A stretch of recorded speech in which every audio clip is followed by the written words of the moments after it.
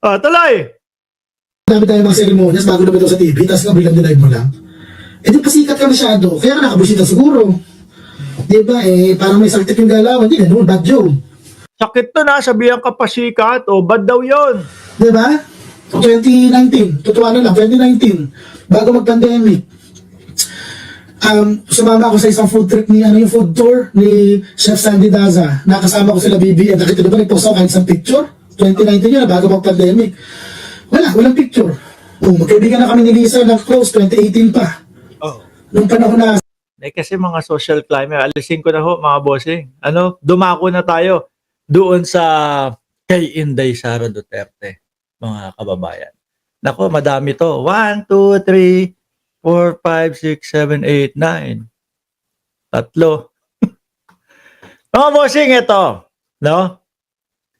Sa atin ho, mga kababayan, tayo kapag kayong mga nagpo-position tayo, 'di ba? Inihahalal natin, ibinoboto natin. Pero sa mga Duterte, mga bossing, pansin niyo po ba yung pagiging nepotismo nila?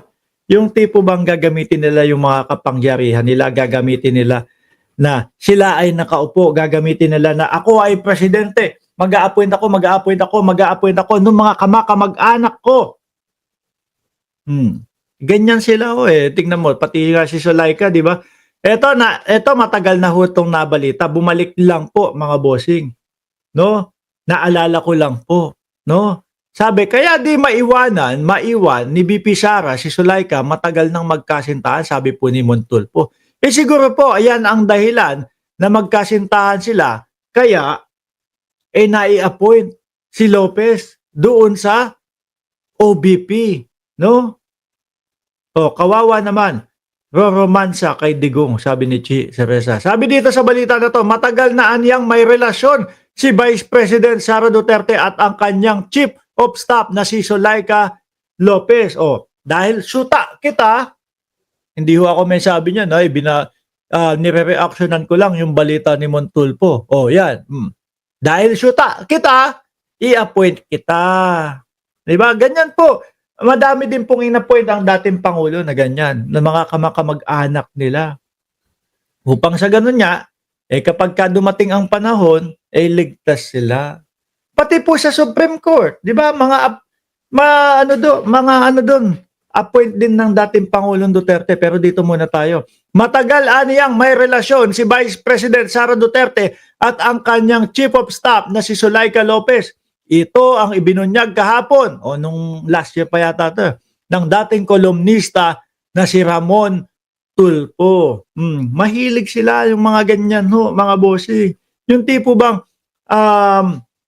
dapat yung mga halal ng bayan o yung dapat yung karapat dapat para doon sa posisyon. Hindi. Kamag-anak ko, kaibigan ko, at kung sino man na magiging loyal sa akin, ang lalagay ko diyan. Kahit na hindi marunong yan ang ilalagay ko dyan. Mahilig ho silang ganyan, mga kababayan.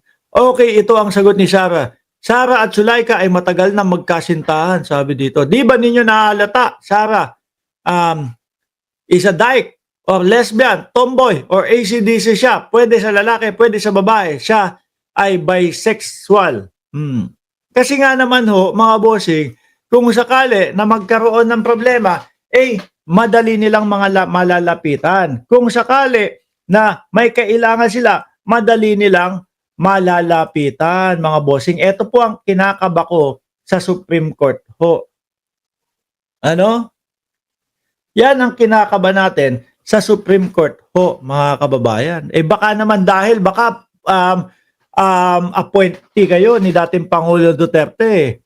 Biglang sabihin ninyo, wala na, madidismiss na o hindi na itutuloy ang impeachment ni Inday Sara Duterte. Baka naman ganyan ang maging desisyon nyo dyan. SC o Supreme Court order House, Senate to submit information on Duterte impeachment. Nung isang beses ombudsman di ba?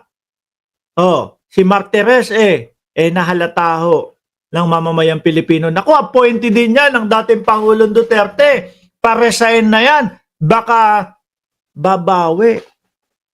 Baka, kumbaga, tatanaw ng utang na loob. Tapos sasabihin, eto, kinausap namin ang ang House at kinausap namin ang Senate, wala talagang makita, etc. Diyan sa impeachment na yan, kaya wag na lang nating ituloy, i-dismiss na lang natin. Baka ganyan na mangyari dyan, ha? Tapos sasakyan po nila Chis Escudero. O tingnan nyo, sabi nung Supreme Court, wag nang ituloy. Ano pa magagawa natin dyan? Wag naman. Mamamayang Pilipino ang humihiling na ituloy ang impeachment. 'Di ba? Bayang Pilipinas ang nagsasabi, gusto naming marinig kung ano ba yung mga ebidensya na kinalap nung prosecution. Kung ano yung mga depensa nung kampo ni Inday Sara Duterte. Gusto yan ng mamamayang Pilipino. Huwag nyo naman kaming pagtulong-tulungan, mga boss. Ano ho? Isa lang naman po ang nakasaad doon sa ating konstitusyon. Nasabi po ng mga eksperto, wala nang mas susupreme pa sa konstitusyon ng Pilipinas. Isa lang po, napakasimple ang nakasulat doon. Shall forthwith, agad-agad, litisin. Agad-agad, no? Pagtuunan ng pansin. Kung may ginagawa ka, iwan mo muna yan, dumako ka muna dito at tapusin ito. Yun po ang nakasaad sa ating konstitusyon at yun po ang pinaka-supreme, mga bossing. Napakasimple lang ho. 'Di ba? Oh.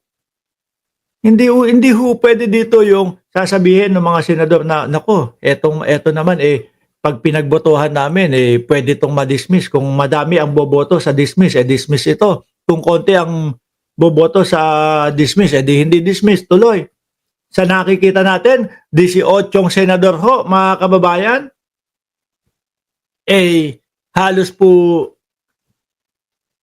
ayun no, halos po lahat parang hindi maintindihan yung nakasulat doon sa konstitusyon ng Pilipinas, shall forthwith.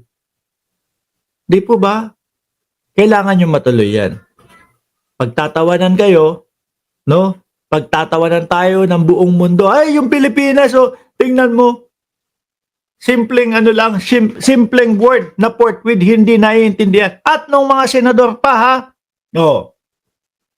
Di ba? Hindi pala marunong bumasa ng English, hindi pala marunong umintindi ng English yung mga senador sa Pilipinas. Forthwith lang, tapos umabot 5 months, 6 months na.